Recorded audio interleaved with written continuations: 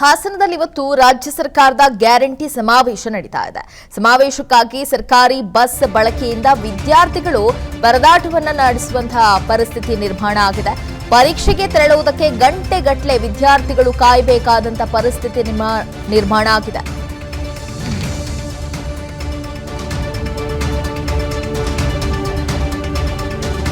ಇವತ್ತು ದ್ವಿತೀಯ ಪಿಯುಸಿ ಪರೀಕ್ಷೆ ಕೂಡ ನಡೀತಾ ಇದೆ. 10:15ಕ್ಕೆ ಪರೀಕ್ಷೆ ಆರಂಭ ಆಗಿರುತ್ತೆ. ಇನ್ನು ಖಾಸಗಿ ಬಸ್ ಬಳಕೆಗೆ ಆಗ್ರಹವನ್ನ ಕೂಡ ಅಲ್ಲಿ ಮಾಡಲಾಗಿದೆ. ರಾಮನಗರದಲ್ಲಿ ಪಿಯುಸಿ ಪರೀಕ್ಷಾ ವಿದ್ಯಾರ್ಥಿಗಳು ಪರದಾಟವನ್ನ ನಡೆಸಿದ್ದಾರೆ.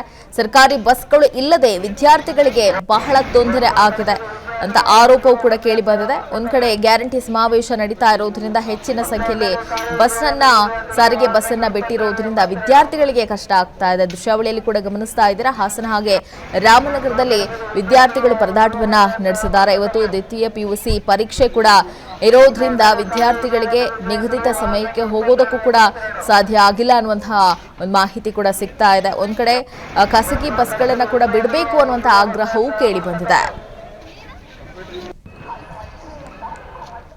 ಹಾಸನದಲ್ಲಿ ಇವತ್ತು ರಾಜ್ಯ ಸರ್ಕಾರದ ಗ್ಯಾರಂಟಿ ಸಮಾವೇಶ ನಡೀತಾ ಇದೆ. ಸಮಾವೇಶಕ್ಕಾಗಿ ಸರ್ಕಾರಿ ಬಸ್ ಬಳಕೆಯಿಂದ ವಿದ್ಯಾರ್ಥಿಗಳು ಪರದಾಟವನ್ನ ನಡೆಸುವಂತಹ ಪರಿಸ್ಥಿತಿ ನಿರ್ಮಾಣ ಆಗಿದೆ. ಪರೀಕ್ಷೆಗೆ ತೆರಳುವುದಕ್ಕೆ ಗಂಟೆಗಟ್ಟಲೆ ವಿದ್ಯಾರ್ಥಿಗಳು ಕಾಯಬೇಕಾದಂತ ಪರಿಸ್ಥಿತಿ ನಿರ್ಮಾಣ ಆಗಿದೆ.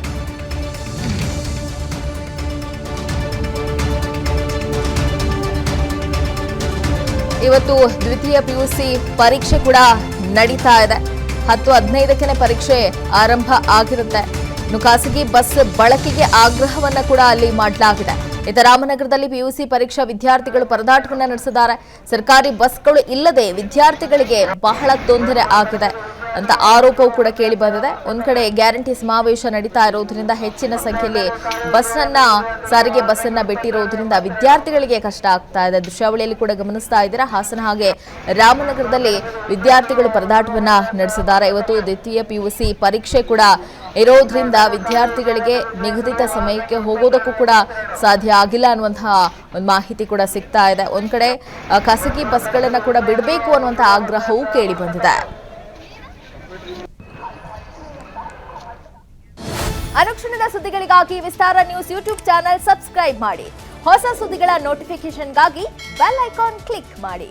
ಲೇಟೆಸ್ಟ್ ಅಪ್ಡೇಟ್ಸ್ಗಾಗಿ www.vistaranews.com ವೆಬ್ಸೈಟ್ಗೆ ವಿಸಿಟ್ ಮಾಡಿ. ಅಂಗೈಯಲ್ಲೇ ಜಗತ್ತಿನ ಸುದ್ದಿ ತಿಳಿಯಲು ವಿಸ್ತಾರ ನ್ಯೂಸ್ ಕನ್ನಡ ಆಪ್ ಡೌನ್ಲೋಡ್ ಮಾಡಿ.